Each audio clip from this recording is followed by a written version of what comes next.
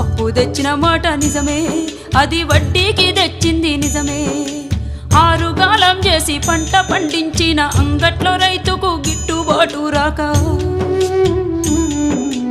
అప్పు కొంత గట్టి గడువునే కోరితి, గవర్నమెంట్ ఆర్డర్ అని ఇల్లు జప్తు చేసే. అయ్యా యాడ తెచ్చి గడుదును నేను, ఎవరి కాళ్ళ పడుదును? యాడ తెచ్చి గడుదును నేను, ఎవరి కాళ్ళ పడుదును?